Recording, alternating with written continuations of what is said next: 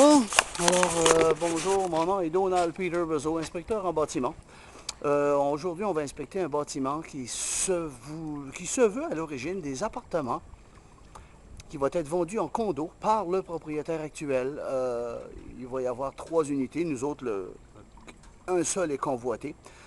C'est surtout les endroits passants comme les escaliers, balcons, ces choses-là qu'on doit surtout se soucier sur un bâtiment comme celui-là. Alors on va débuter tranquillement avec un petit enregistrement, une vidéo qui va démontrer quoi vérifier pour un futur propriétaire, quelqu'un de soucieux ou de diligent. Alors on débute.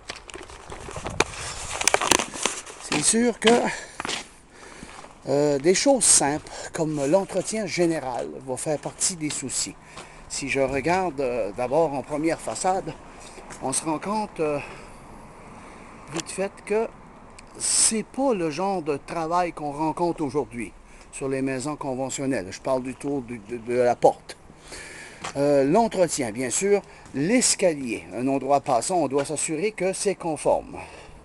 De façon générale, on veut s'assurer que les contre-marches sont pas trop hautes. On veut aussi s'assurer que les marches ne sont pas trop longues pour modifier le pas quand une personne marche. Certes, l'entretien à la plateforme du balcon est un outil, pas un outil, pardon, est une chose des plus importantes, comme vous voyez. Dans le cas concerné, je peux démonter littéralement la plateforme du balcon, en partie du moins, avec mes mains. Par conséquent, je me dirige vers la porte d'entrée du rez-de-chaussée et on remarque que le bois, affecté par l'humidité au fil du temps et des années. Même chose du côté gauche. On peut facilement se rendre compte que les joints de sel en silicone ou mono, peu étanches. Vite fait, on va à la partie supérieure. On peut voir que le bois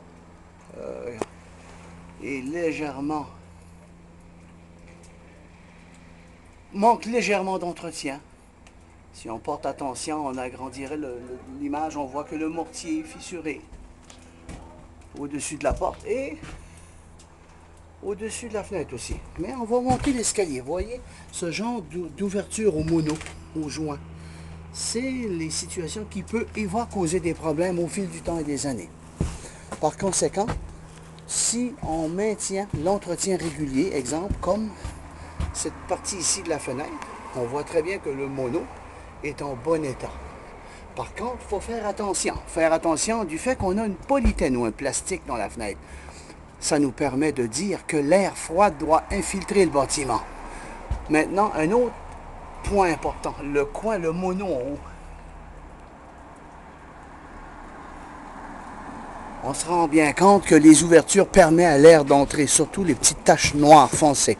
On descend l'escalier pour monter vers le premier étage. On va quitter le rez-de-chaussée.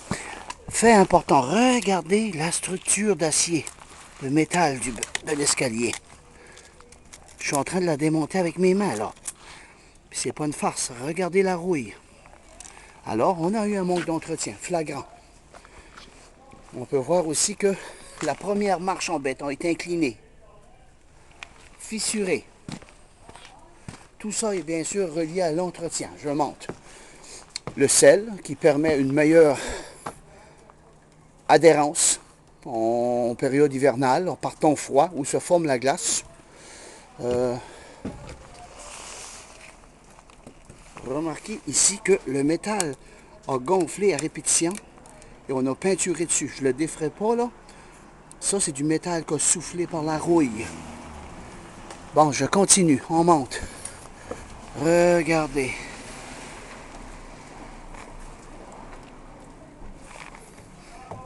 L'escalier est déjà à remplacer depuis quelques années ou à réparer. Le bois, qui lui est affecté par l'humidité, l'escalier par la rouille. On aurait déjà dû remplacer cet escalier depuis quelques années déjà. Je continue. Je suis rendu au premier étage et l'unité convoitée, c'est la porte que l'on voit. Déjà, je peux observer que mauvais entretien. Les joints sont fissurés, craqués. Par conséquent, il faut penser à refaire les joints afin d'offrir une meilleure étanchéité. Ça, c'est ce qui a trait pour les portes, fenêtres et autres. On va continuer légèrement au balcon de l'étage. Le balcon est en bon état. La plateforme n'est pas affectée ni par l'eau ou l'humidité en ce jour.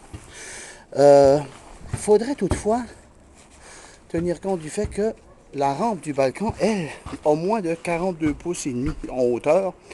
De nos jours, ce type de rampe n'est plus accepté. Par conséquent, le code du bâtiment va suggérer une rampe pas mal plus haute.